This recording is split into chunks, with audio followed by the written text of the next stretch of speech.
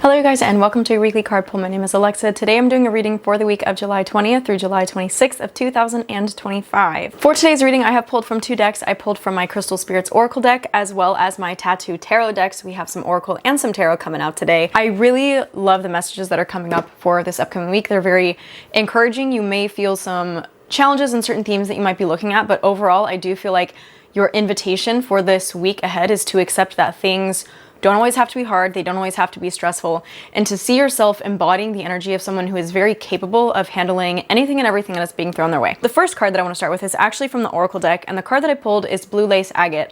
This card comes with a main message that we can release the attachment we have to stress, because that is an attachment, and things don't always have to be hard, they don't always have to be stressful, and we can allow things to be easy. This card also has a message of freedom from unnecessary dramas. There's going to be a level of energetic interaction and or drama with anything and everything in your life, but there's also a whole separate extra layer that you might be tacking onto that with your own belief systems, your own narratives.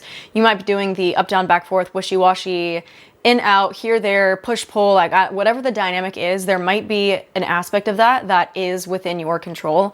We cannot control everything that happens in life. We cannot always control our surroundings. In fact, we very seldom can control our surroundings.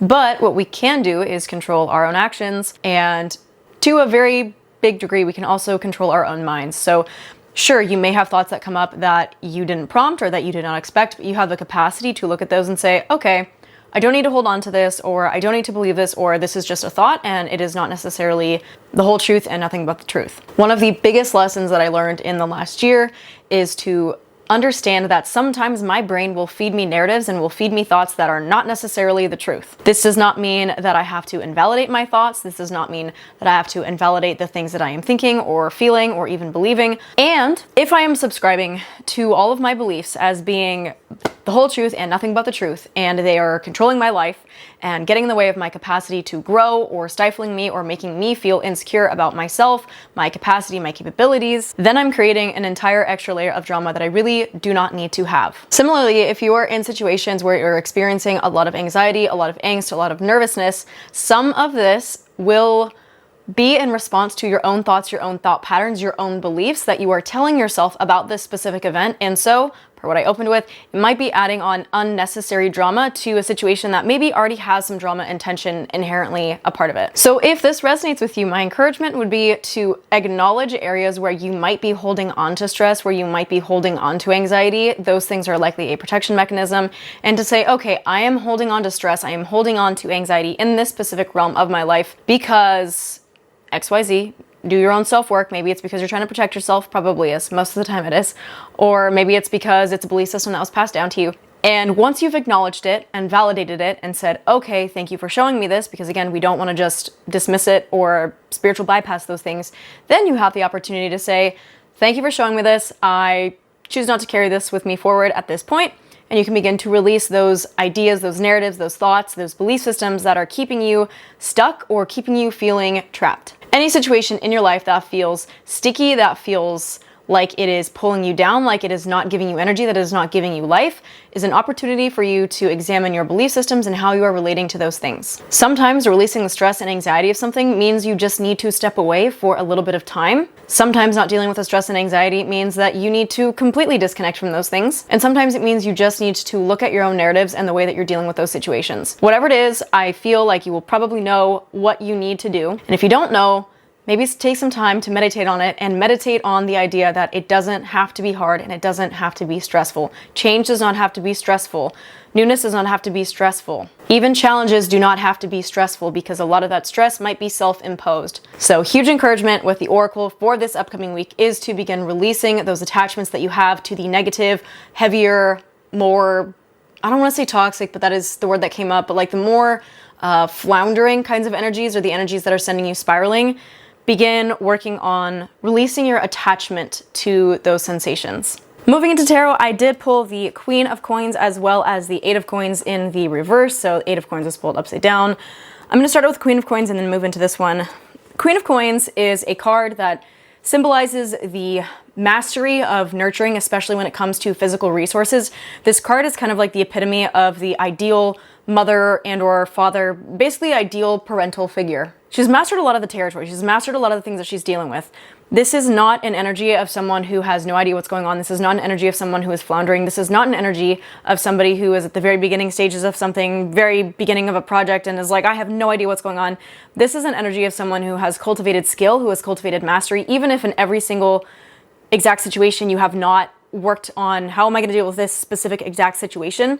The mastery that comes from this card is learning how to master your own energy, learning how to master your own resources. With the Queen of Coins, we do really need to be finding a good, healthy balance between our work life and our home life. There is a level of mastery between both of these realms. So your domestic chores, the things that go on in your home, and the things that you do to take care of yourself, both physically and emotionally. This is not an aloof or detached or dissociated sign. This is very much in touch with all facets of what it is to be human. As humans, our biological needs are food, shelter, water, and sleep. And then also emotionally, we do need love, we do need connection. Those are necessary for us to develop and to thrive in a healthy way. So you need to make sure that you are taking care of those on a personal level and finding a good balance between doing that while also, because Queen of Coins does have to do with finances and money, finding a balance between that and your work or whatever it is that you're doing that's going to be bringing in income, bringing in more resources for yourself, bringing in the capacity to continue to take care of yourself. There has to be a balance between the two. If you have been all work, no play, meaning all of your energy is going into your work, your vocation, but you're not really taking care of yourself, I think you may be seeing that show up more in your life this week. So if you're noticing tension or stagnation or areas where things feel hard, I would definitely encourage you to ask yourself if you are taking care of yourself in every capacity, not only your work, but also your home, and vice versa. If you have not really been putting energy into your vocation or the things that bring you a sense of purpose in a way, and also the things that bring you money and resources, then you may be feeling that impact your sense of well-being and wellness, and that can be both emotional and physical. So finding a good balance between all of those is going to be very important. Also, maintaining a good balance between your relationships with other people, whether that's romantic, familial, friends, even working relationships. Relationships matter. We are relational creatures. So if you have not put any love or energy into those things, I would encourage you to do that. On the flip side, again, if you're not putting any energy into the more physical aspects of life, your caretaking your home, your food, nutrition, fitness, wellness, like those things also require a little bit of TLC. So huge encouragement with this card is to make sure that you are paying attention to both sides of that spectrum, balancing work, balancing wellness, balancing your home life. All of those things need time and energy. And if you're feeling overwhelmed, I would just encourage you to take a step back and evaluate, are you really taking care of both of these arenas? Because they're both very important for getting to the place that you want to be, where you're in a position of strength, power, and I want to say autonomy. There is also a level of independence that comes with this card. We are interrelational species. We do need connectivity. We do need other people. If you're experiencing codependency or any patterns where you're relying too heavily on other people and are not able to rely on yourself, I would also encourage you to look at that dynamic and find ways to create a little bit more independence within yourself without it being at the expense of your capacity to connect with others in a healthy way. And finally, I pulled the Eight of Coins or the Eight of Pentacles in the reverse. This card does have a few different meanings, so I'm going to list those out. Whichever one resonates with you the most is likely to be the one that you most need to hear. However, you may find throughout the week that it may shift or you may experience all of these in different forms. So if at any point you need further clarification or reassurance this week, feel free to come back to this reading.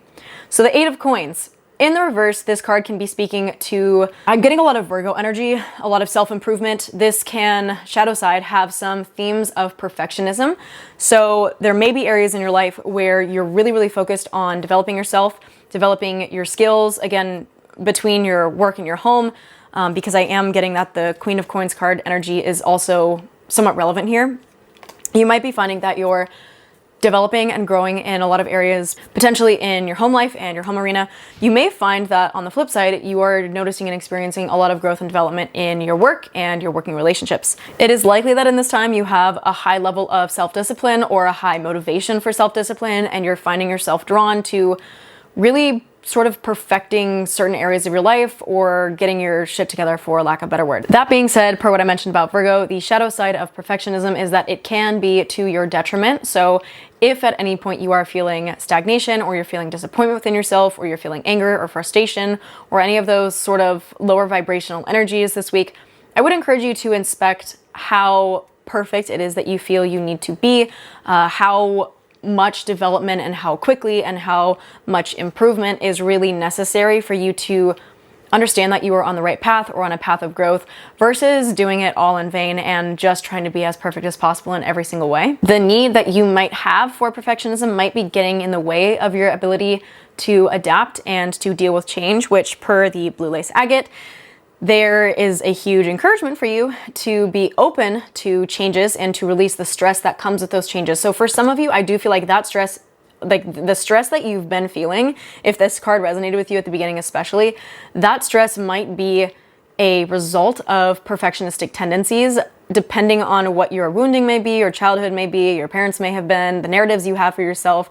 If perfectionism is a theme that you feel is a challenge for you or has been a challenge for you in your life, you might have some opportunities to look at that, deal with that, heal that a little bit, work through that if it feels heavy or challenging at any point in this week. Again, it's not you doing something wrong. It's an opportunity for you to look at that wound of perfectionism and to begin healing it, to begin working on it, to accept not everything has to be perfect, not everything is going to be perfect, and I can still adapt to the changes and adapt to what is going on around me. I still have the capacity for this Queen of Coins energy. I still have the capacity to balance my work life and my home life, my wellness and my vocation.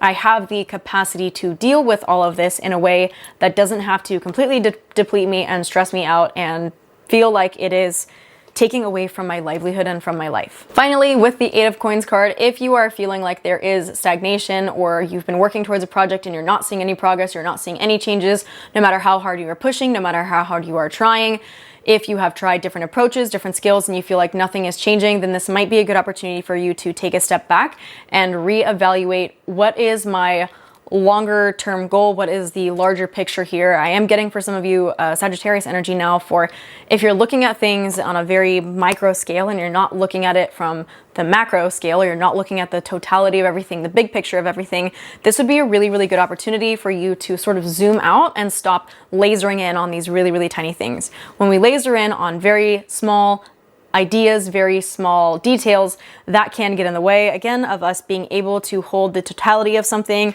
Queen of Coins is a reminder that we need to be able to acknowledge the totality of everything, to look at all of the different aspects of life, the complexity of life, emotions, physical nature, spiritual nature, all of those things, and not isolate or detach from any single one of those. So to create the most connectivity with yourself, your surroundings in a way that feels healthy, in a way that feels healing this week, I would encourage you to acknowledge any perfectionistic tendencies you have, acknowledge what your goals and intentions are. If you are not feeling aligned or you're feeling like things are sticky, take it as an opportunity to look closely at that, take a step back, reevaluate things, maybe figure out how can I better balance out everything in my life so that I can have a little bit less stress when it comes to these topics and have some well-rounded experiences that don't feel like they're drowning me.